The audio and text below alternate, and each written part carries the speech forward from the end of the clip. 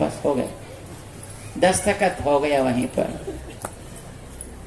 उदार वीक्षणैः तथा अनुजानन्तम, अपने केवल आंखों से ऐसा कहता है, बस हो गया। और जब विश्वक्सेन भगवान एक स्टेटमेंट बनाते हैं, फिर उसमें एडिटिंग करने के कोई जरूरत नहीं रहती है। No additions, no deletions and no editing. Whatever he prepares, accepted as it is.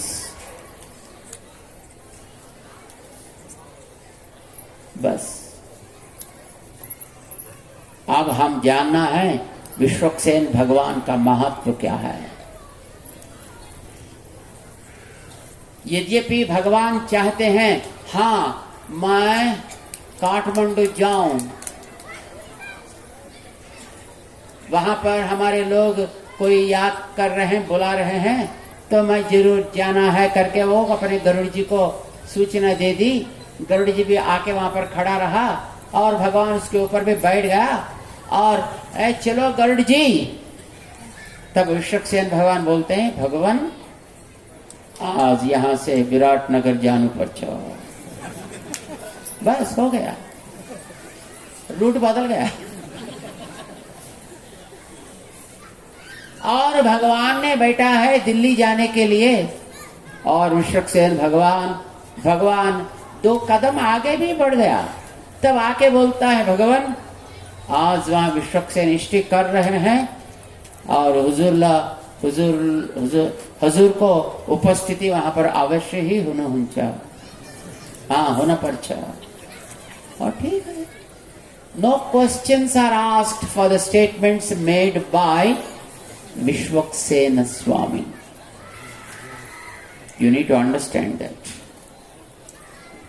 हम कितने भी भक्त बने, लेकिन विश्वक्सेन भगवान अपने दस्तखत उसके ऊपर नहीं, अपने उस पासपोर्ट पे वो साइन नहीं करता, तो योर पासपोर्ट बिकम्स इनवैलिड।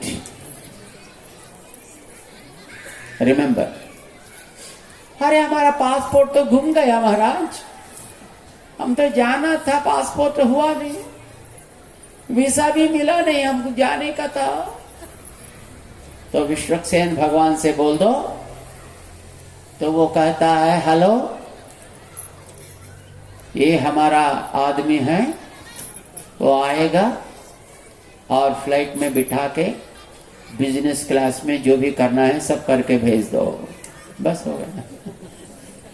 आप तो इकोनॉमी क्लास में लेने वाले थे, लेकिन जब विश्वक्सेन भगवान की कृपा हो गई तो समझो आपका अपग्रेड हो गया।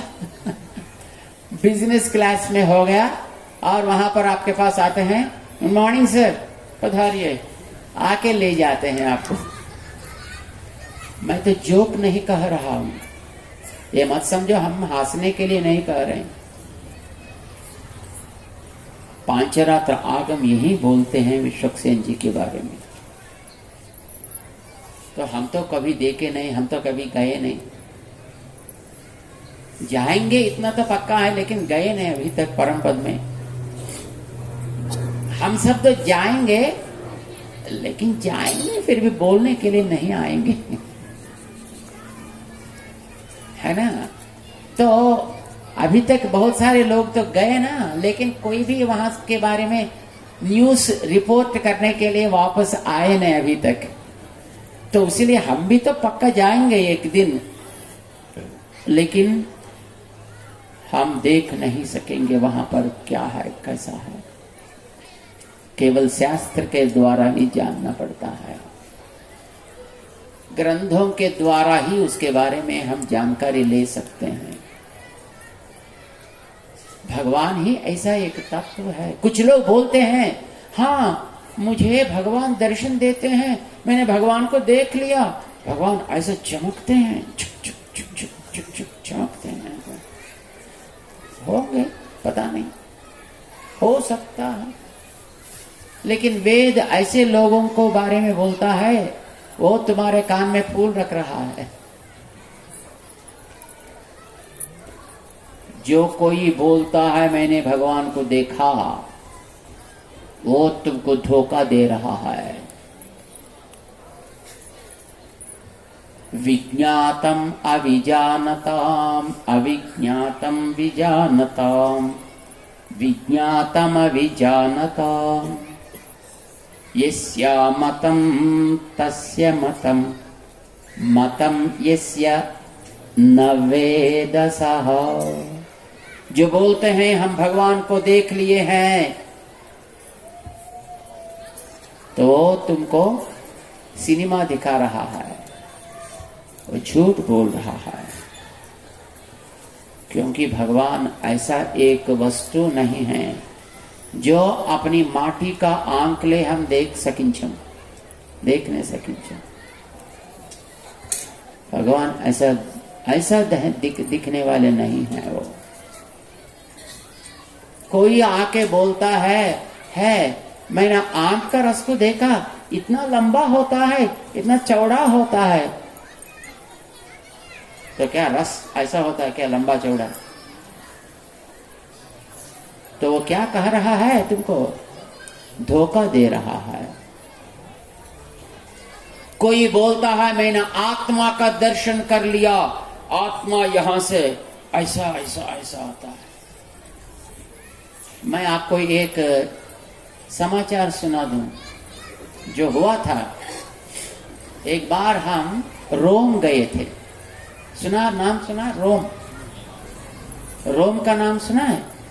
क्या है वो? इटली में है। रोम एक महानगरी है। एक बार हम वहां पर जाना पड़ा कुछ कारण से। वहां पर 3 दिन का हमारा मकान था। मकान नहीं, हमारा हमारा वास वहां पर 3 दिन के लिए था। पहले 2 दिन घूमने और तीसरो दिन बोलने। वहां पर एक ठूलो चर्च था। उस चर्च में हमारा प्रवचन के लिए आयोजन किए गए थे। और वहां तो इटालियाना बोलते हैं। हम तो इटालियाना जानते नहीं।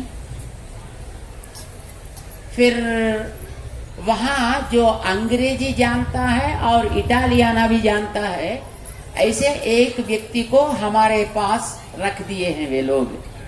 क्योंकि हमसे बात करते करते उस समय में उसको ट्रांसलेट करने के लिए, उसका अनुवाद करने के लिए, वो ठीक समझेगा हमारी बातों को कहकर उनको हमारे साथ रखा। 3 दिन भी वो हमारे साथ ही था। और पहले दिन गाड़ी में हम बैठे हैं, वो ले जा रहे हैं दिखाने के लिए, शहर दिखाने के लिए। और रोम में रहने वाले अनेक प्रकार वहां पर चर्च बोलते हैं, बसलिका बोलते हैं और कुछ बोलते हैं, वो सब वहां पर रहते हैं। वो सब दिखा रहे थे। वो भी हमारे साथ में बैठा था पीछे। थोड़ी देर के बाद उन्होंने पूछा, स्वामी जी, या मैं आपसे एक सवाल पूछना चाहता हूं। आप पूछो तो। अरे स्वामी जी, मैंने मेडिटेशन करता हूं। वो बहुत बढ़िया है।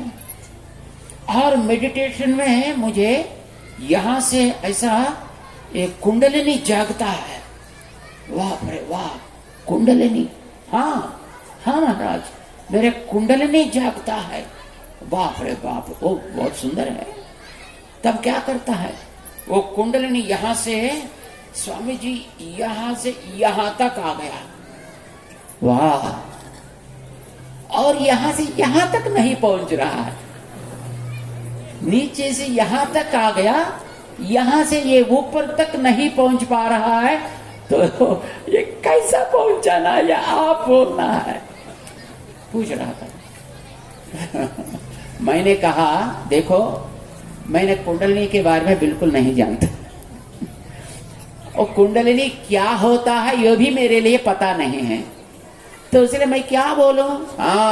नहीं स्वामी जी, ऐसा नहीं है। मैं देख रहा हूं आपको कुंडलिनी तो पूरा जगा हुआ है। वाह! अंदर ये कुंडलनी क्या है मुझे पता ही नहीं, लेकिन वो देख रहा है और बोलता है नहीं नहीं स्वामी जी आप झूठ बोलते हैं। अरे झूठ बोलने के क्या सवाल था? हाँ? मैं आपसे क्यों झूठ बोलूं? जानते तो जानता हूं, ऐसा बोलते हैं। नहीं जानते तो नहीं जानता बोलता है, तो उसमें क्या है? नहीं नहीं स्वामी जी प्लीज बोल दो ना, बोल दो ना।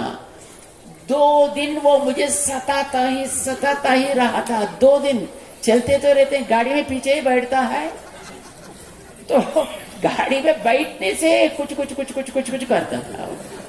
अरे यार छोड़ दो ना यार, मुझे मैं कुंडली के बारे में बिल्कुल नहीं जानता, वो क्या है वो ये पता ही नहीं, तो मैं क्यों सता रहे हैं?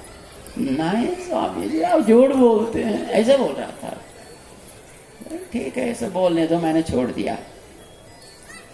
तीसरे दिन वो सायंकाल में वहां पर एक ठूलो चर्च था, और चर्च में कुर्सी लगाया ऐसा, मुझे एक कुर्सी, मेरे बगल में उनके लिए कुर्सी लगाया, क्योंकि वो वहां पर बैठकर जो भी हम अंग्रेजी में बोलते रहते हैं वो उसको इटालियाना में अनुवाद करना था। लेकिन सारे सभा आ गए 6 बजे को, और हम भी वहां पर उपस्थित थे, और पहले हमने 2-3 वाक्य बता दिए, तो वो झट उड़कर वहां से चल दिया। वो करने वाला काम क्या था? वो हमारी बात को अनुवाद करना था, लेकिन वो उड़ गया और वहां से सीधा चल दिया, बाहर जाके बैठ गया। हमको भी परेशान, बाकी लोगों को भी परेशान। ऐसा सौभाग्य का अवस्था। तो उस समय में और एक कोई जो ऑडियंस में जो अंग्रेजी और इटालियन दोनों जानता था, वो आके बैठ गए, तो हमारी बात को उन्होंने ट्रांसलेशन कर दिया, हो गया काम। और होने के बाद हम वहां रोम से बाहर, वहां एक लुगाना और एक जगह है, वहां जा रहे थे गाड़ी पे। जब हम गाड़ी में बैठा, हमारे वेणुगोपाल स्वामी जी बाहर बैठा था। वेणुगोपाल स्वामी जानते हैं ना, तो हमारे मोटा बॉस, वो बाहर बैठा था। अंत में जाकर कहीं कुर्सी में वो बैठ रहा था, ये जाके उनके बगल में बैठ गया। तो वेणुगोपाल स्वामी पूछे क्यों आया? नहीं ऐसा नहीं है, मैं वहां वाइब्रेशंस को सहन नहीं कर सकता हूँ, वाइब्रेशंस को, इसीलिए मैं वहां रह नहीं सका, तो मैं आ गया। अब वाइब्रेशंस को कंट्रोल करना है, तो एक सिगार निकाला, उसको जलाया, और वेणु स्वामी से पूछा आप भी तो दम लेते हैं? दम मारो दम। बेचारा वेणु स्वामी तो डर गया। हमको नहीं चाहिए, हमारा कुंडली तो ठीक है।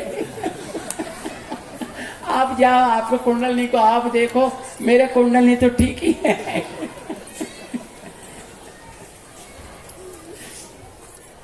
बंधुओं, ये तो हंसने के लिए मैं नहीं कहा। लोग दुनिया में ऐसा धोखा देते हुए बोलने वाले लाखों लाख लोग हैं, जो कहते हैं कुंडली तो जग गया, आत्मा का साक्षात्कार हो गया, ये सहस्रारम का ये विकास हो गया, पूरा मेरा ये आत्म साक्षात्कार मैं कर रहा हूं, ऐसा बोलने वाले। परंतु वेद उसको सहमत नहीं है, भगवान भगवत गीता में भी उसका सहमत नहीं है, क्योंकि आत्मा या ज्ञान ऐसे चीज नहीं है जिनको हम ये वस्तु जैसा देख सकते हैं। इसको तो आप देख सकते हैं, क्योंकि ये है तो इसको देख सकते हैं। वो ऐसे एक रूप धारण करके रहने वाले चीज ही नहीं है, तो आप क्या देखते हैं? What is the size of आत्मा? तो वेद की बात है, आत्मा का साइज येषोणुरात्मा चेतसा वेदितव्यः। ये तो केवल मन से ही जान सकते हैं, आंखों से नहीं। आंखों से देखने के लिए उसका रूप थोड़ा होना चाहिए, तभी तो आंखों के अंदर वो पड़ता है। देखो अभी अपने बीच में धूल का कण लाखों लाख है, जानते हैं आप, अभी अपने बीच में, लेकिन दिखता है क्या आपको? कैसा दिखता है?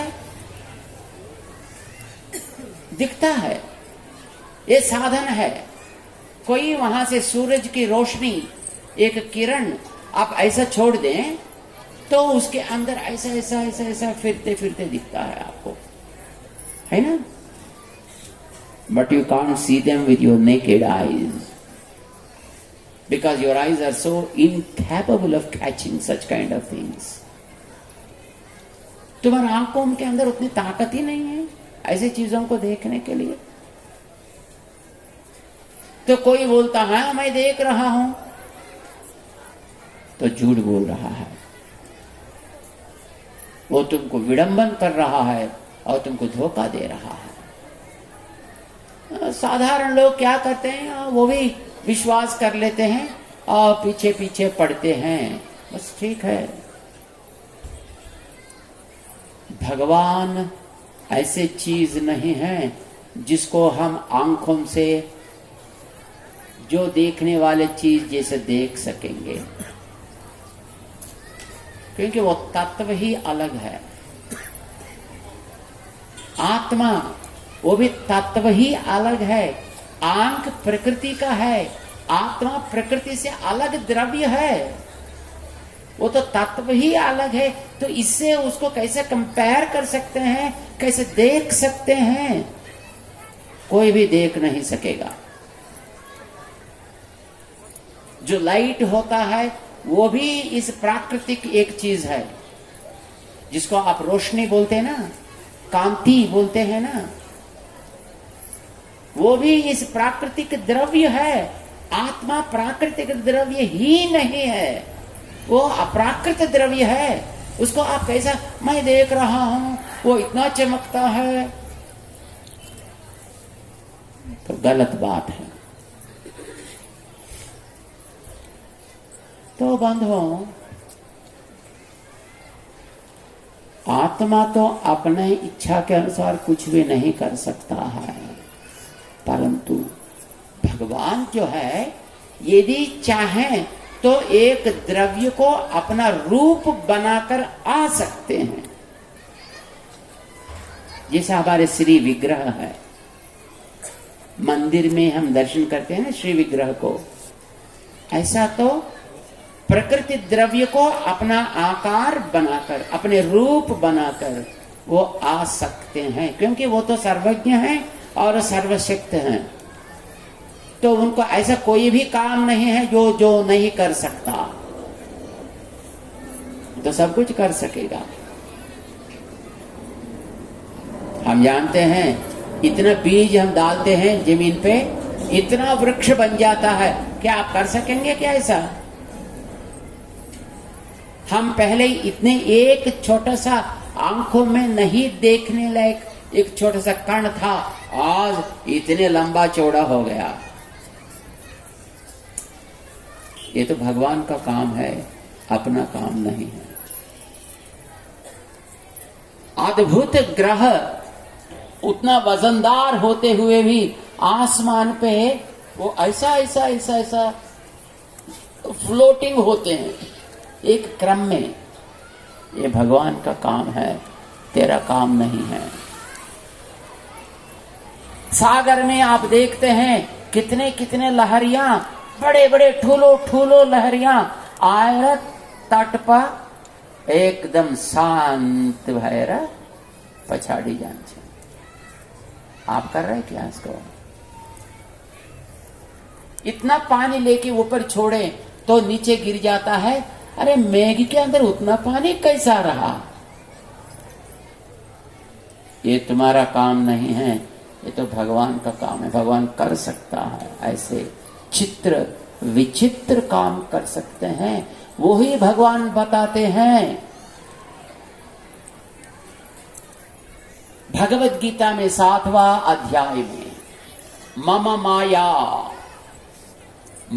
माया दुरत्यया, ये तुम नहीं खोल सकते हो, ये तुम्हारा ज्ञान से ये परे है। भगवान की माया जो है, माया माने प्रेम नहीं, भगवान का एक अचित्य अद्भुत उनका संकल्प और उनकी शक्ति, ये कोई भी समझ नहीं सकेंगे।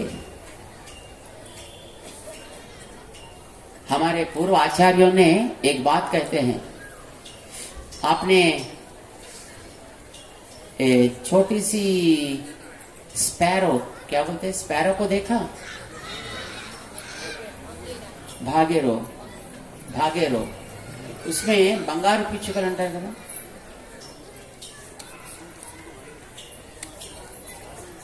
नहीं बोलते हैं भागेरो, भागेरो है ना वो,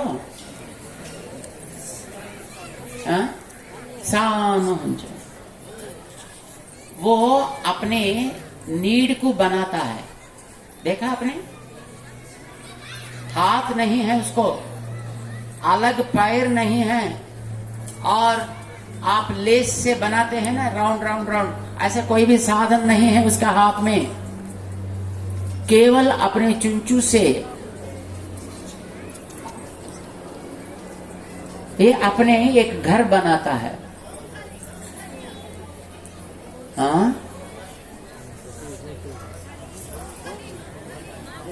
गुड़, हाँ तेलुगु में भी गुड़ बोलते हैं, पक्षी गुड़, वो क्या बोलते हैं, उसका नाम क्या है? भागेरो। हाँ, वो भागेरो जो है ना, वो अपने गुड़ बनाता है। अरे क्या सुंदर होता है, कितना सुंदर है। कहीं भी आप ऐसा ऊपर उसको टच करके देखेंगे, एक कोने में भी आपको कुछ भी नहीं लगता है, उतना कोमल रहता है ऊपर, और अंदर नीचे से एक उसको एंट्री लगता है, हाँ, प्रवेश द्वार नीचे से रखता है। आप कभी अंदर देखा उसका कैसा होता है? यदि अंदर आप प्रवेश हो जाएं, पहले एक कॉरिडोर होता है,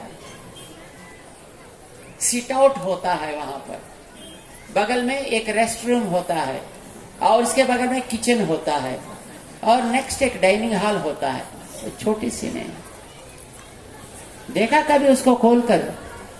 नहीं देखे होंगे।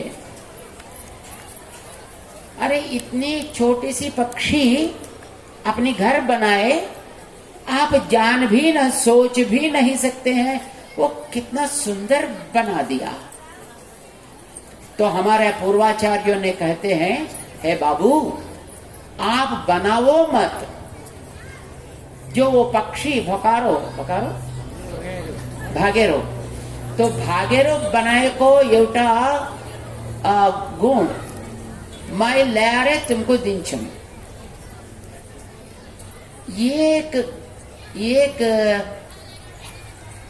एक धागा, हाँ, एक धागो पानी कट नहीं होना चाहिए, ऐसा आप उनको खोलना है, बनाओ नहीं, खोलना है। खोल सकते हैं? कोशिश करके देखो, एक भी नहीं कट जाना चाहिए। खोल सकते हैं? हाँ, तो वो पेड़ के जो धागा होते हैं ना, घास का या कोई नारियल का पेड़ होता, तो वो नारियल पत्ते को काटते हैं, एक धागा जैसा काटता है वो, और उससे बनाता है, ऐसा स्टिचिंग कर लेता है। बाप रे, कैसा स्टिचिंग करता है, कोई नीडल नहीं है, फ्रेम नहीं है, बाप रे बाप, क्या चमत्कार है उसका। बनाता है। तू बनाने के लिए मैं नहीं कह रहा हूं, जो बना हुआ है मैं आके लाके तुमको दूंगा, तू उसको खोलो। लेकिन नियम ये है, एक धागा भी कट नहीं होना चाहिए। शायद आपका ही गांव में भी ऐसा कुछ होंगे कभी कभी। आप एक को संपादन करके खोलने के लिए कोशिश करो, एक भी कट गया तो वो पक्षी को पैसे देना पड़ता है, समझे नहीं? आपको फाइन लगेगा एक कट होने पर भी। तो भगवान बोलते हैं भगवत गीता में, अरे मूर्ख, एक पक्षी, छोटी सी पक्षी बनाए सो दो गुण को तू खोल नहीं सकते हो। सर्वज्ञ और सर्वशक्ति, मैंने इसको लगाया, मैंने इसको बनाया। दैवी शेषा गुणमयी मम माया दुरत्यया, क्या तुम उसको खोल सकते हो? कोई भी उसको खोल नहीं सकेगा।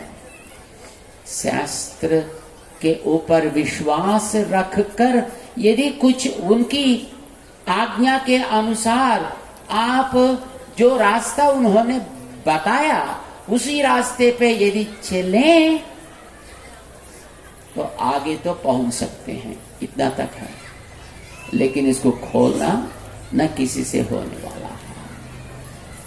परंतु हमारे वेदांताचार्य जी बोलते हैं, है त्वदीया नहीं त्वद्भुक्त शेष भोजिना तव मायाम जयामहे। उद्धव जी बोलते हैं, उच्चिष्ट भोजिनो दासा तव मायाम जयामहे। तो भगवान का जो प्रसाद स्वीकार करके जो भक्त होते हैं वो तो इसको खोल सकते हैं, और भगवान के जो भक्तों को जो पकड़ते हैं वो इसको खोल सकते हैं, दूसरा कोई इसको खोल नहीं सकेगा। विश्वक्सेन भगवान उनमें शिरोभूषण है, समझे ना? तो इसीलिए आपको के पनी जरूरत छ भने भगवान को पकड़ने की कोई सवाल नहीं है। भगवान से भी विश्वक्सेन जी को पकड़ लीजिए और आपका काम तुरंत संपन्न हो,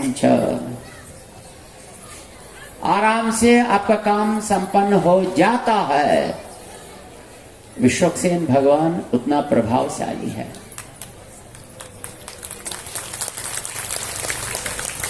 तो बंधुओं, एक श्लोक हम आपको बता दिया, शुक्लांबरधरम विष्णुम शशिवर्णम चतुर्भुजम प्रसन्न वदनम ध्यायेत। उनको ध्यान करनो पछ। सर्व विघ्नोपशांते, वो छोटे हो बड़े हो जो भी हो उसको निवारण करने के लिए भगवान विश्वक्सेन जी का श्री चरण पकड़ना चाहिए। अभी हम वही काम करने जा रहे हैं। वो क्या करते हैं तो नेक्स्ट श्लोक में बताते हैं, यस्य द्विरद वक्त्राद्याः पारिषद्याः परस्यतम विघ्नम निघ्नन्ति सततम। उनका परिवार है, उनका परिवार में अनेक प्रकार मुंह रहने वाले हैं। कुछ लोग गजमुख है, कुछ लोग घोड़े का मुख रहने वाले हैं। अनेक प्रकार का मुंह रहने वाले बहुत सारे पार्षद बोलते हैं, वॉलंटियर्स। ऐसे वॉलंटियर्स उनके पास बहुत है। वे क्या करेंगे, जब आप भगवान की सेवा के लिए बैठेंगे वे आपके पास आकर उपस्थित होंगे और जो भी आपको जरूरत पड़ती है उसको वो संपादन करते रहेंगे। वो अपने काम तो करते हैं, लेकिन यदि आप जानकर थैंक यू सर बोलने से वो आनंद होते हैं, प्रसन्न हो जाते हैं, है ना? उनके लिए आप थैंक्स बोलने की जरूरत नहीं है। माता जी आपको जन्म दिए, भोजन दी, संस्कार दी, बढ़ाई, क्या आप माता जी को थैंक यू मॉम क्या बोलने से वो बराबर हो जाएगा क्या? हाँ? माता जी जो उपकार आपके लिए करती है, उस उपकार पूरा एकदम बराबर हो जाएगा क्या थैंक यू मॉम बोलने से? कभी भी नहीं होगा, हो सकेगा ही नहीं है। फिर भी जब आप माता जी के ओर एक बार फिरकर माँ थैंक यू ऐसा बोले, समझो माँ क्या करती है, एकदम गोद में ले जाती, अरे ये क्या बोल रहे हो तुम? ये माता जी कहती है। हमने कई बार देखा, जब बर्थडे आता है बच्चों का, माता जी बच्चों के लिए स्वीट बनाती है, गुलाब जामुन बनाती है और बड़े बड़े स्वीट्स बनाती हैं और बच्चों के लिए प्रतीक्षा करती है।